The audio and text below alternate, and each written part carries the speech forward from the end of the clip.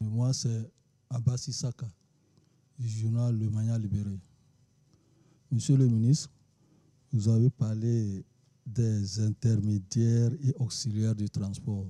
Est-ce qu'on peut revenir sur les notions de ces intermédiaires et auxiliaires de transport-là? Et en même temps, pourquoi c'est aujourd'hui que le gouvernement décide de mettre les conditions d'accès à ces professions? Merci. Alors, pour revenir sur les intermédiaires de transport et les auxiliaires de transport, peut-être qu'il faut choisir des exemples. Lorsqu'on parle d'intermédiaires de transport, on pense notamment aux commissionnaires de transport, on pense également aux courtiers de fret.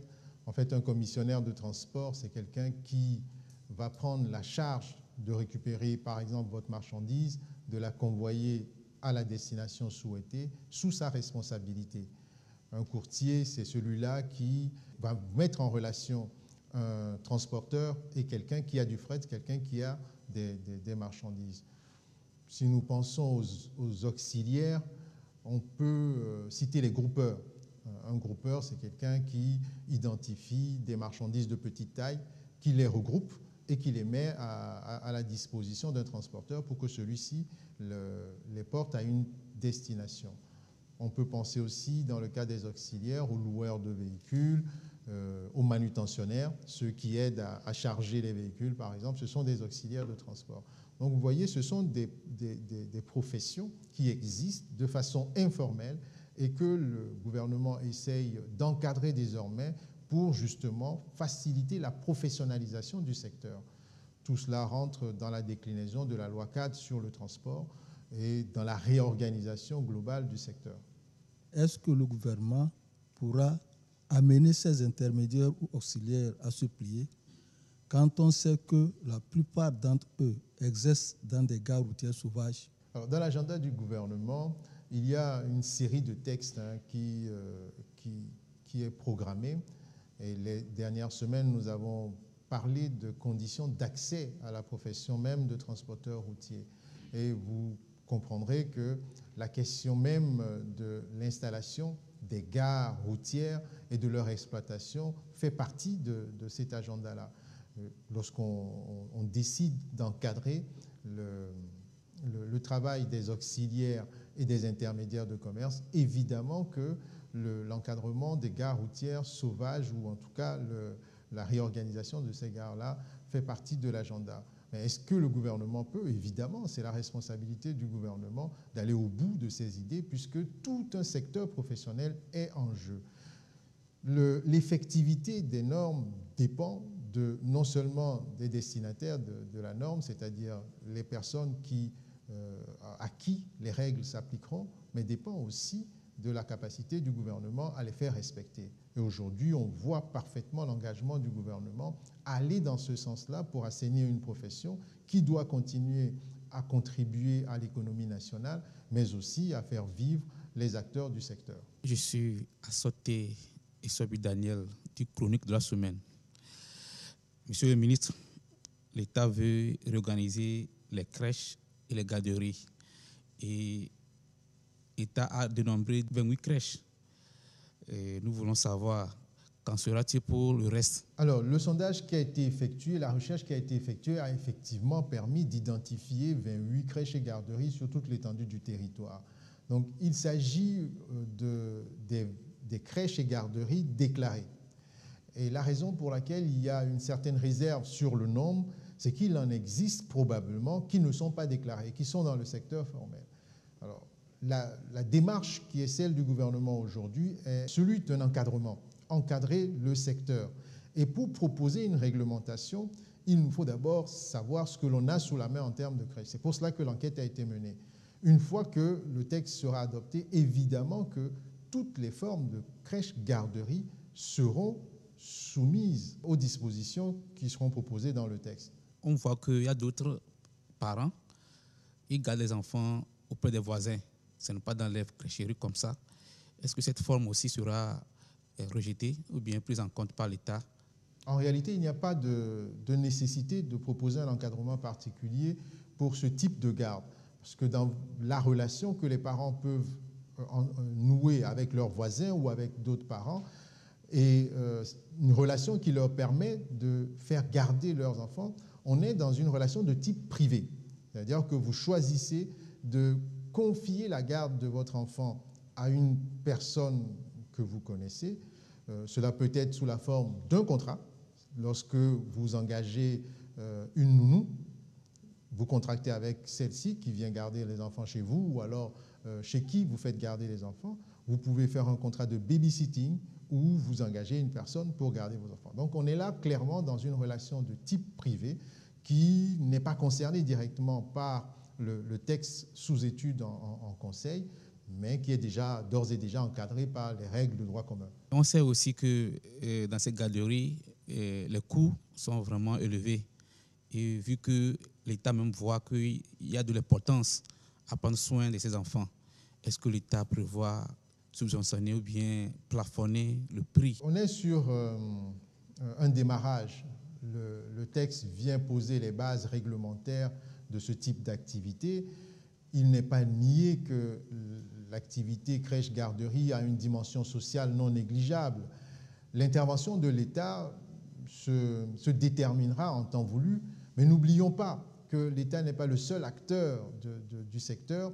Les entreprises privées peuvent aussi, ou le secteur privé pourra lui aussi, en temps utile, participer à la prise en charge que susciteraient les gardes des enfants de leurs employés ou la crèche de leurs employés. Donc c'est une réflexion globale qui est sur la table. La dimension sociale, je le répète encore, n'est pas négligée, mais l'État n'est pas le seul acteur non plus sur le secteur. Le secteur privé jouera sans doute un rôle important. Je suis Ramdan Bassinan, journaliste à la télévision togolaise. Quel est l'état des lieux de l'exécution du projet ou bien du programme de désenclavement des pistes rurales? Alors, le projet de désenclavement des pistes rurales est un axe très important de la feuille de route gouvernementale 2020-2025. Alors, ce projet, dont les objectifs sont très clairs, favoriser le désenclavement des zones productrices de notre pays, favoriser l'accès aux infrastructures socio-économiques, aux populations les plus enclavées. C'est un projet qui se décline en trois axes. Le premier, c'est l'aménagement de pistes rurales. Il a été identifié 4000 km à aménager. Ensuite, le deuxième axe va concerner l'entretien du réseau existant. Et le dernier axe concerne la modélisation du réseau. Alors, spécifiquement sur la modélisation, l'objectif, c'est de créer une banque de données sur les pistes rurales. Une banque de données qui permettra de manière digitale de connaître en temps réel l'état de dégradation des voies, les besoins sur les pistes rurales notamment. Aujourd'hui, on peut faire un état des lieux rapide pour identifier que sur le volet entretien des pistes rurales, on a autour de 1270 km achevés et 712 km en cours.